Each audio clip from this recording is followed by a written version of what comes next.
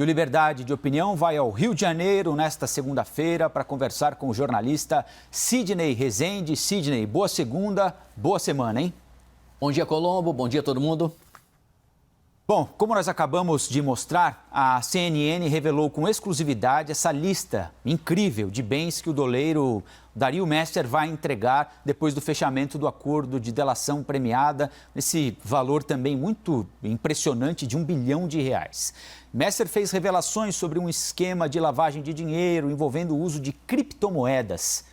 Esse doleiro menciona políticos aí do Rio de Janeiro, empresários como beneficiários desse esquema de lavagem de dinheiro e envio de remessas para o exterior. Sidney, qual é a sua avaliação sobre a assinatura desse acordo de delação premiada com alguém tão poderoso no submundo?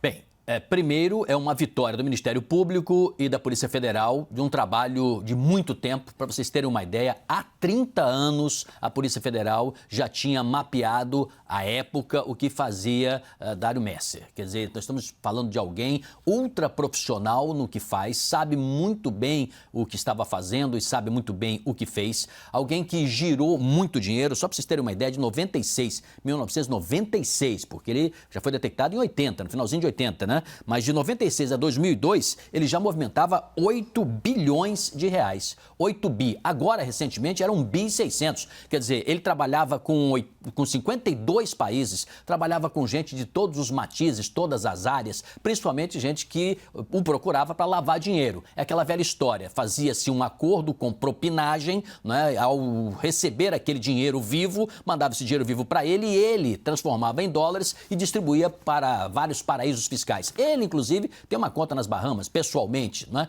Então, estamos lidando com alguém que já atua há muito tempo em crimes desta ordem. Normalmente, esses doleiros, eles costumam ser punidos com 12 anos. No caso do Messer, se fala, além de devolver parte do dinheiro e do patrimônio, parte, porque ele vai ficar com alguma coisa, nós estamos falando aí de uma pessoa que atuava em 52 países e ela tinha uma conexão, inclusive, de negócios fora do Brasil. Ele era sócio no Paraguai, lá ele é dono de imóveis, ele atua em tudo que é área, era sócio até e mantinha relacionamento com autoridades paraguaias. O próprio Paraguai agora diz que tem direito a uma parte desses bens que vão ser confiscados, vão retornar. Agora, em 2017, houve uma tentativa de acordo e ele dizia que pagaria 70 milhões de reais e não se aceitou naquela época. Depois pulou-se para uma nova negociação um pouco mais atual, para 270 milhões. E agora se fala num conjunto de patrimônio de 1 bilhão. Ora, nós estamos lidando com alguém de altíssima envergadura, de uma operação muito sofisticada, e ele não é o único. E ele está solto no momento, está na casa dele, em Copacabana, por causa da Covid, essa investigação vai prosseguir, e tudo indica que ele não disse tudo o que sabe. Alguém que movimenta estas cifras, estas que nós vimos aí, elas são escandalosas, mas para nós, porque é um universo completamente longe da nossa realidade. Ele atuava no contrabando de esmeraldas, em lavagem de dinheiro, ele fazia organização criminosa, evasão de divisas, ou seja, é um criminoso e não é o único de estirpe internacional. Eu tenho a impressão que ainda vai se descobrir muitas novas coisas, muitas novas informações para nossa surpresa. O queixo da gente já está caído, vai ficar mais ainda. Então, você acha que ele tem coisa a ser revelada ainda, a contar? Ele não entregou tudo o que tinha ainda, Sidney? Nós temos uma espécie de um sentimento, primeiro em relação ao dinheiro, né? Que devolva tudo, né? Que volte aos cofres públicos, depois que ele pague pelo que ele fez e, por fim, com quem ele fez. A rigor, alguns políticos acabam, né, indo nesse bonde, acabam sendo denunciados porque torna-se algo muito escandaloso pelo caráter público desses políticos e não tem muito como eles não serem envolvidos. Mas a rigor, muitos empresários não são citados. E depois de uma delação como essa, ele acaba ganhando uma certa vantagem. Olha, estamos falando de alguém que deverá ficar 18 anos preso. Lembra-se que eu dizia que 12 anos é mais ou menos uma média que você tem aí para organização criminosa, evasão de divisas, lavagem de dinheiro? Então, tudo indica que tem muitos outros empresários. Se pensa até que poderiam ter aí outras celebridades, gente conhecida. Às vezes não são conhecidos aqueles que recorrem a esse tipo de profissional do crime, crime, porque são pessoas que movimentam muito dinheiro, mas não tem como comprovar a existência dele ao fisco. E nem o faz, né? Burlam a Receita. Eu tenho a impressão que sim, muitos nomes ainda não surgiram e poderão surgir. Competirá agora a eficiência da Polícia Federal e do Ministério Público prosseguir uma investigação que ainda não está concluída. Ela está em andamento. Agora, Sidney, esse é um momento difícil para a Operação Lava Jato, né? Em alguns aspectos. Nós estamos noticiando aqui, amanhã há um julgamento sobre o comandante, o promotor-chefe da Operação Lava Jato pelo Conselho Nacional do Ministério Público, Deltan Dallagnol. Há, por exemplo, discussão sobre a validade de algumas delações premiadas que foram feitas, importantes, como a do ex-ministro Antônio Palocci contra o ex-presidente Lula. Há expectativa pelo julgamento de suspeição do ex-ministro Sérgio Moro pelo Supremo Tribunal Federal. É um momento em que a Lava Jato também está sendo questionada por alguns métodos, né, com os quais atingiu determinados objetivos nos últimos anos. É um trunfo importante ter essa delação do Dário Messer, porque ele pode entregar gente muito importante e a gente chegar a um novo capítulo da Operação Lava Jato, porque a Lava Jato consiga, de certa forma, dar um troco naqueles que querem emparedar a investigação? Essa investigação que alcança o doleiro Messer já é uma vitória da Operação Lava Jato. O que ela está sendo questionada é com relação a uma série de práticas e meios que ela utilizou no curso da sua existência com relação às suas forças-tarefas. Eu tenho a impressão que as forças-tarefas, como nós as conhecemos até agora, elas não existirão mais daqui para frente. Ninguém questiona a importância de uma operação como essa, que reúna o Ministério Público e que reúna também a Polícia Federal. O que não se pode ter é um empoderamento de uma parte da polícia agindo, uma parte do Ministério Público agindo em paralelo ao Poder Central. Eu não digo o seguinte, que o Procurador-Geral da República devesse ficar perguntando todos os dias como é que foi hoje o depoimento de fulano de tal, me manda para mim um relatório de como foi a investigação de ontem à noite, deixa eu acompanhar passo a passo está sendo feito. Não há necessidade a este ponto, já que investigações, elas muitas vezes elas são feitas gradativamente, passo a passo. É aqui e em qualquer lugar do mundo. Se você pegar algumas investigações do FBI, ele leva anos também. Anos, 20, 25 anos, mas depois se chega aos criminosos para desbaratar uma complexa organização criminosa, porque é preciso fazê-lo de maneira matadora, entenda isso como uma expressão apenas idiomática, né? Quer dizer, no sentido de ser definitiva, de ser uma investigação profunda. Então, a investigação em si, bem sucedida da prisão do Dário Messer, ela é importante para a Lava Jato. Agora, que as práticas da Lava Jato serão questionadas, não resta dúvida. Com relação a essa atitude que envolve essa ação e análise e essa leitura do que fez Deltan Dallagnol, poderá redundar numa repreensão. Eu tenho a impressão que algo mais pesado do que isso talvez não venha a ser tomada. Mas há uma série de coisas que precisam ser investigadas. Aquele fundo que Deltan Dallagnol queria criar, um fundo com um orçamento completamente próprio, dando uma interpretação enviesada da Constituição e o papel do Ministério Público, porque a Constituição de 88 deu ao Ministério Público e aos procuradores uma série de liberdades, mas alto lá, dentro dos preceitos constitucionais. Há, sim, uma série de irregularidades e problemas que é preciso que ocorra a investigação. Então, nesse sentido, repito, esta ação do Messer ela é boa para a Operação Lava Jato, mas é evidente que ela não está no seu melhor momento. Não é que ela vai ser desmantelada. Eu acho que vai se fazer um novo desenho, uma nova configuração da atuação desses procuradores. Não é possível ter uma República de Curitiba dentro da República do Brasil. Isso é uma espécie de asinha que vai ser cortada. Bom, em Brasília há um tema importante sendo discutido, não de forma pública ainda, mas intramuros. As conversas sobre uma eventual possível saída do ministro da Economia, Paulo Guedes.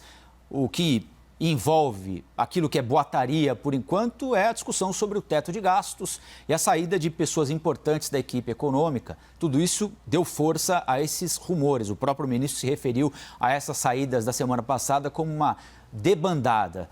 Sidney, Paulo Guedes segue hoje, segunda-feira, tão prestigiado quanto já foi há alguns meses pelo presidente Bolsonaro? Paulo Guedes hoje é uma força política em decadência. o seu prestígio não é mais o mesmo. Ele está mais paracoado na defesa do que no ataque. E há uma movimentação muito, mas muito forte no sentido de acompanhar esse desgaste para ele não ser mal compreendido pelo mercado, mas todas as sinalizações já foram feitas e haverá de se ter um tempo que o próprio mercado financeiro, os investidores vão compreender que aquela política que Paulo Guedes lá atrás gostaria de ter implementado, ela não se conseguiu fazer, estamos vivendo já um outro momento e eu volto a um assunto que ninguém está falando, mas que é uma eventual saída de Paulo Guedes, haverá provavelmente uma rearrumação ministerial. E isso é algo que está, vamos dizer assim, nos planos do próprio Palácio do Planalto. Repare, o presidente será que recebeu bem aquela fala de Paulo Guedes há dias, dizendo que se ele não fizesse o que ele, Guedes, estava sugerindo, ele poderia pagar um preço caro ou até mesmo mais adiante sofrer um impeachment? Você acha que um chefe que prega pela disciplina, que tem militares à sua volta, ainda que se tenha saído das Forças Armadas como capitão, mas que hoje é um general da política, ele terá gostado dessa declaração? Essa declaração do Paulo Guedes não pegou bem. O capitão, né, que é o general do seu próprio governo, Jair Bolsonaro, certamente não admitirá indisciplina. E ele não gosta de superministro, né? Ele já rompeu relações com Sérgio Moro, fazendo uma espécie de um desgaste gradual. Ele fez o mesmo com relação a Mandetta na saúde, um desgaste natural. Então, ele não admite superministros à sua volta. Quando eu falo da rearrumação ministerial, eu alerto a você que é possível que volte àquela configuração antiga de planejamento de um lado e do outro a Fazenda, porque a única modalidade, o único modelo semelhante ao que se tem hoje de Ministério da Economia se deu no governo Collor com a Zélia Cardoso de Mello, que ela também tinha o Ministério da Economia. Então muita gente fala, como é que vai misturar dentro de uma mesma estrutura, né, planejamento, desenvolvimento e política monetária? É isso que está acontecendo hoje.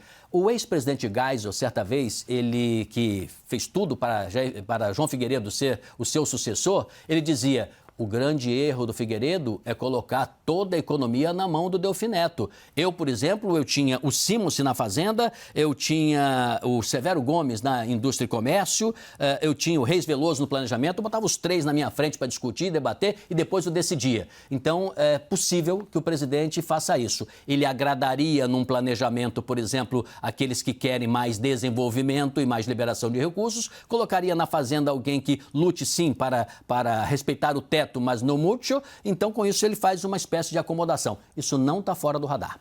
Agora, Sidney, você citou dois casos aí de duas demissões rumorosas de ministros do governo Bolsonaro, do ex-ministro Sérgio Moro e do ex-ministro Mandetta. E houve realmente um processo de fritura paulatina, digamos assim, não é? Alguma coisa semelhante pode estar acontecendo agora com o Paulo Guedes? Ou seja, vaza uma informação de uma possível demissão, o presidente sente a reação do mercado, da política, da sociedade, volta um pouco atrás, depois vaza uma nova informação novamente, volta um pouco atrás, até que a coisa fique insustentável? Bem, eu acho que vivemos exatamente esta fase. Não é bem o início da fritura, ela está já um pouquinho mais além. A panela está no fogo. Porque imaginemos o seguinte, há alguns meses, se por alguma razão Paulo Guedes dissesse, eu quero sair, né? Não estou sendo impressionado, nada disso, eu quero sair. Provavelmente, conforme o que ele colocasse na mesa, toda a sua equipe que ele levou sairia junto. Só que nós estamos vendo os seus assessores mais de coração, mais raiz, desde o início do governo, eles já foram saindo gradativamente. Ao ponto do ministro dizer que houve uma debandada. Eu até discordei dessa expressão na época e continuo discordando. Não houve a debandada ali. Na régua inteira, sim. Você tem uma série de auxiliares importantes, técnicos competentes, que estavam alinhados com ele numa determinada direção e que hoje você tem um desmantelamento, porque aquela equipe não existe mais. Hoje, por exemplo, será que nós teríamos esta retirada junto com Paulo Guedes? Ele fazer um pronunciamento que está saindo ou que foi demitido, todos atrás dele, deixando o governo de uma vez só? Eu não acredito que isso vai acontecer. Por isso, essa fritura, essa fervura, ela vai acontecendo gradativamente. Privatizações, nós já não vamos tê-las. Serão apenas se tiverem localizadas. E não é bem ele que vai dizer, vou privatizar. É o presidente que decide se o ritmo é esse. Para começar, os militares, o Centrão, Michel Temer, o próprio Bolsonaro, está mais pendendo para o outro lado do que todos esses para o lado de Paulo Guedes. Eu tenho a impressão que o que está acontecendo com Paulo Guedes uma outra comida que está dentro da panela, mas o fogão é o mesmo que triturou Moro, o mesmo que triturou Mandetta. Creio eu que é uma questão de tempo. Ainda sobre Paulo Guedes, há um aspecto importante sendo debatido no país, não é? A reforma tributária está sendo amplamente discutida no Congresso Nacional, mas há uma proposta específica que tem gerado uma boa polêmica e eu queria tratar dela aqui com você, Sidney, que é uma intenção de acabar com a isenção de tributos para livros, que vigora desde 2004. Sendo assim, as vendas de livros aqui no Brasil ficariam sujeitas a uma alíquota de 12%, e claramente o livro ficaria mais caro para o consumidor. Uma campanha em defesa dos livros aqui no Brasil, para que a manutenção da alíquota de impostos seja de 0%, está movimentando muito as redes sociais. Qual é a sua opinião sobre esse assunto, hein, Sidney? É o tipo da manifestação que desgasta, que vai para o passivo de um político ou de uma política econômica e não traz ativo algum. Eu acho uma grande trocada de pé por parte do ministro Paulo Guedes, colocar este caso nessa dimensão. O que ele estava dizendo? Nós vamos fazer uma rearrumação tributária e nessa rearrumação tributária nós vamos fazer certos ajustes. Então nós vamos ter setores que pagam hoje impostos muito pesados que vão cair para 12% e nós vamos ter que ajustar alguns que pagam menos também para 12%. Só que tratar os diferentes de maneira igual, ela é bastante equivocada, ainda mais com relação aos livros, porque o livro ele tem a ver com a correlação de saber, de conhecimento, de cultura, da dimensão de um povo, não só para o presente, mas para o futuro. O escritor Jorge Amado, que durante muitos anos foi o escritor mais lido do Brasil, já falecido, escritor baiano, que eternizou essa baianidade cultural, né, que até hoje nos envaidece e nós temos orgulho. Era até criticado na época como se não fosse um bom escritor, o que é um grande equívoco. Ele dizia o seguinte: um livro leva a outro livro. Então, quem lê um livro acaba se motivando para ler outro. Ainda que a gente diga, os brasileiros não têm uma grande vocação para leitura, ou leem pouco, ou leem menos do que os nossos vizinhos argentinos, uruguaios, ainda assim o livro tem uma enorme importância junto com outras plataformas de conhecimento. Hoje a própria internet colabora para isso também, para que nós tenhamos um país com uma perspectiva de civilidade importante. Então, taxar o livro em 12% e, ao mesmo tempo, tratar os bancos como se eles pudessem estar lidando com crédito alheio, não pagar tanto imposto assim, ou não chamar os mais ricos, né, numa espécie de entrega ao país. É hora de quem tem mais realmente se jogar para construir um país melhor. Então, eu tenho a impressão que é um desgaste grande, vai continuar a existir e eu tenho completas dúvidas se isso passará. Então, para que esse tipo de assunto? Ele não ajuda em absolutamente nada. E é curioso, né? Porque Paulo Guedes é homem das letras também, publica livros, articulista, é uma pessoa que também atua nessa área mais intelectual. Ele sabe a importância do conhecimento, do saber e dos livros. Agora, para que essa discussão colocada desta forma agora? Isso é mais uma coisa que azeda o caminho dele, desnecessariamente. Sidney Rezende, ao vivo do Rio de Janeiro. Sidney, boa semana para todos nós, hein? Muito obrigado. Até amanhã.